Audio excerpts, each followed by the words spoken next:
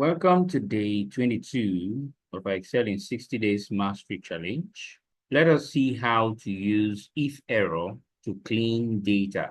Looking at our data, we can see some errors. We can see the division error here, the NA error. So we need to clean our data to remove these errors. So the division error occurs in price per unit here, because in the units sold, there is 0, and in our total sales, we have 0 because we divided 0 by 0. Then the NA error represents missing product ID, okay?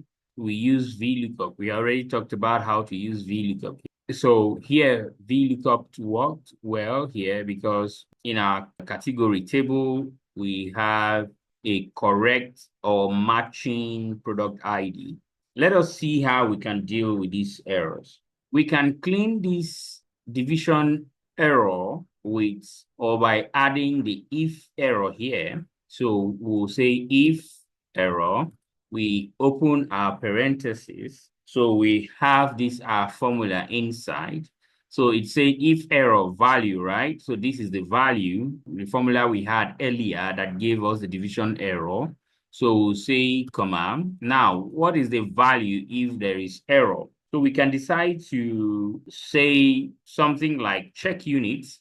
Okay, so you can write any text of your choice. And remember, while writing text, you can do so in quotes, then close parentheses. So at least you know that you are going to be having check units to represent the division error, because when you see the division error in different occasions, you might not really know what it stands for.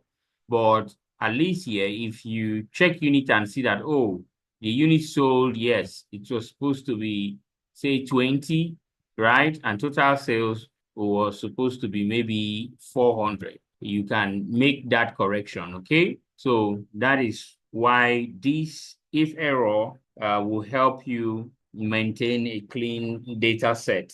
Let's look at the if error in these scenarios. So we can still go ahead and enter the if error, open our parentheses. You know that all of these are VLOOKUP formula, right?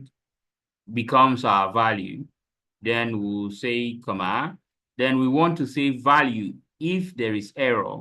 So what value does it return if an error exists? There are many things you could do. You could use 0 and close your parentheses like this. You see you have 0. Or you can decide to say, for instance, since VLOOKUP is to look up and return values, you can just say not found in quotes, not found, right? Hit enter, you see you have not found. We can just autofill these across so that you have not found, not found.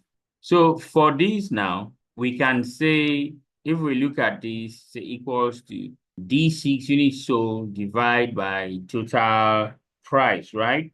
So we can easily just say, instead of this NA, we can say invalid input here, okay? So let's go ahead and say if error, open our parentheses. Remember, this is our value, comma, in quotes, invalid input. All right, close our quotes, close our parentheses, and hit enter. So you have invalid input. That is how we can use the if error.